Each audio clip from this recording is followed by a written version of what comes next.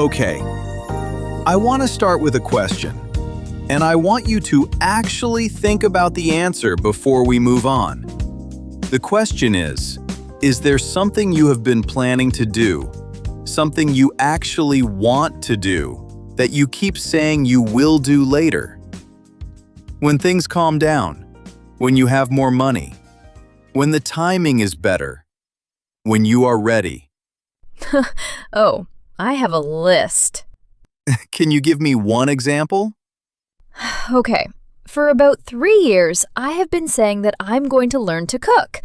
Like, really learn to cook, not just make the same 5 things. And every time someone asks me if I cook, I say, I want to get more into it.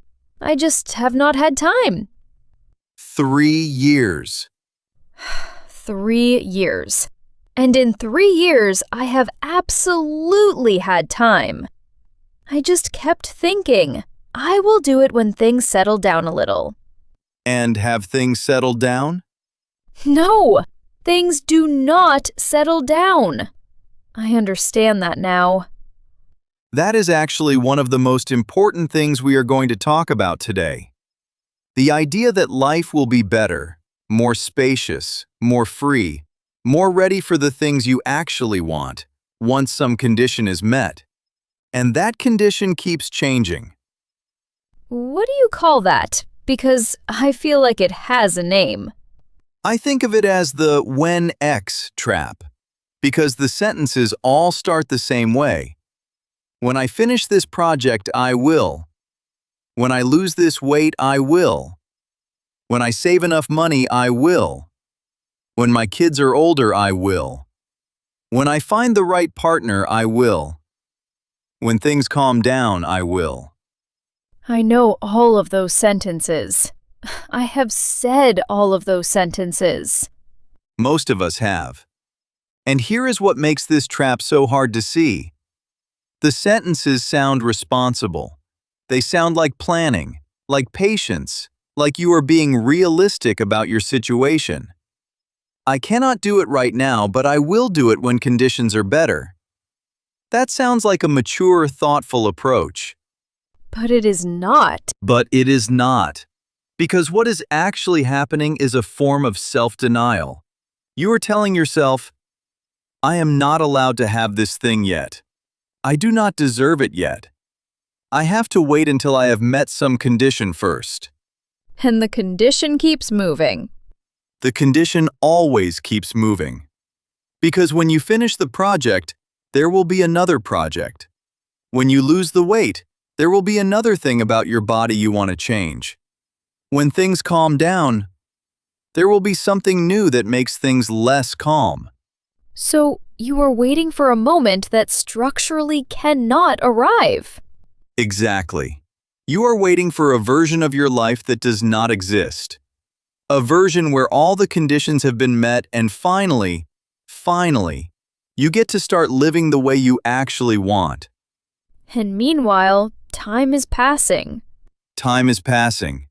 And your life is happening right now, around you, whether you are present for it or not. Okay, I want to ask you something. Because I think some people listening might say, okay, but there are real constraints. I really do not have money right now.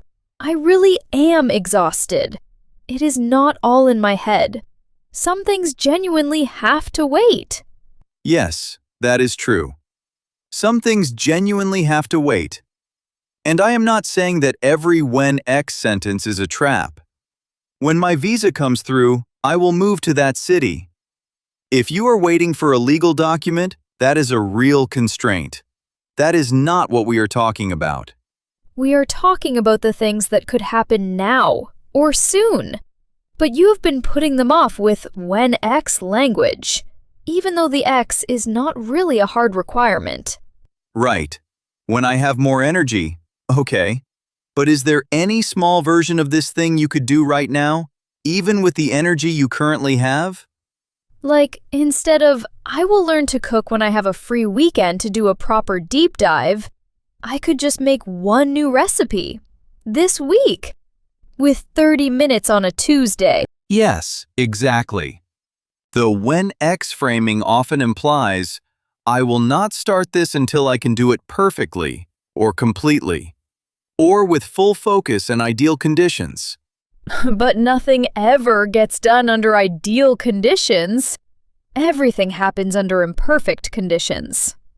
Let me tell you about something called the arrival fallacy.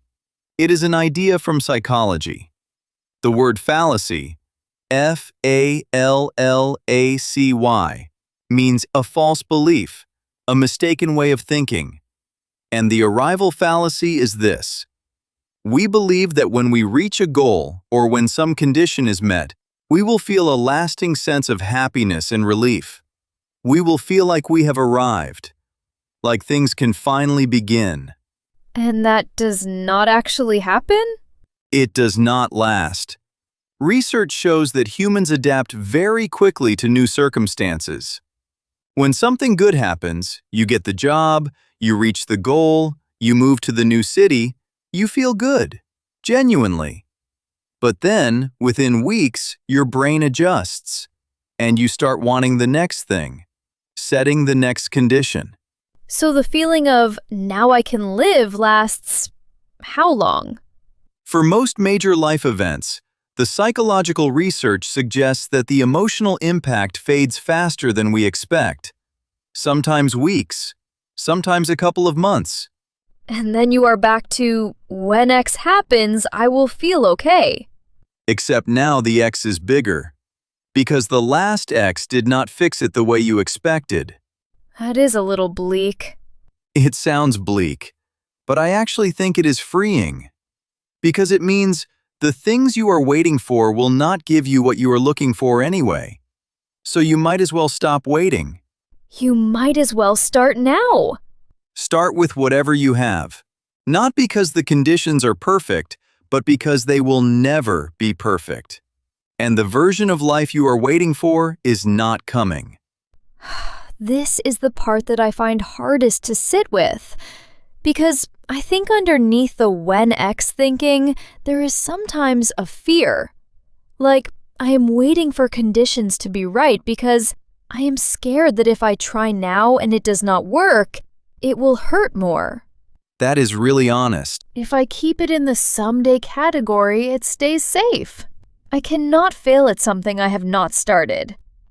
So the waiting is also protection. Protection from finding out what you are actually capable of. Or not capable of. Yes, and that fear is real. I understand it. But here is the thing about keeping things in the someday category forever. You also cannot discover what you are capable of. So the thing you want, whether it is cooking or a creative project or a conversation you need to have or a trip you want to take, it just sits there.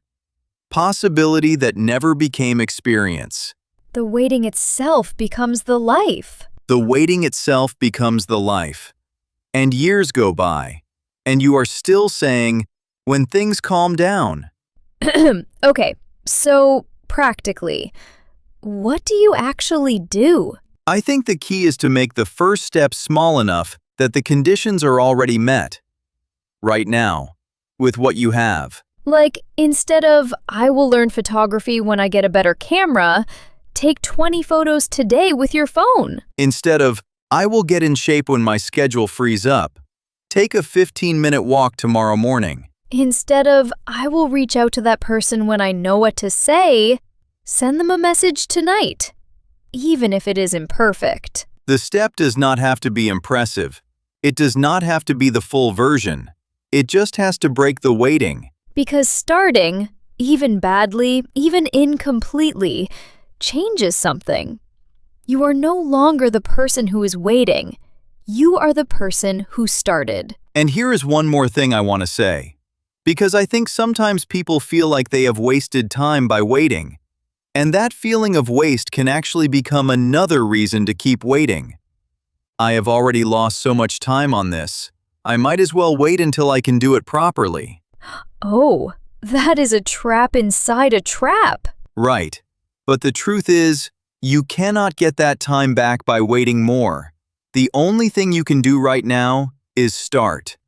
The time you spent waiting is done. The time you have right now is not. Your life is not on hold. It is happening. You are in it right now.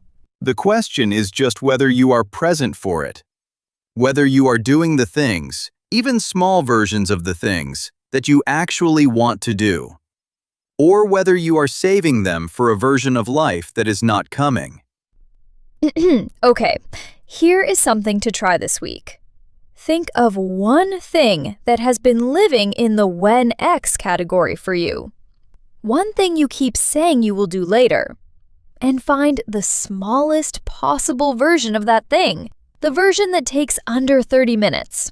The version that does not require perfect conditions. And do that one small version this week. Not because it will solve everything, but because it gets you out of the waiting room. And out of the waiting room, at least you are somewhere. You are in the world. You are doing something. That is better than waiting. Things are not going to calm down, but you can start anyway. All right. Thank you for listening, everyone. Take care of yourselves. See you next time.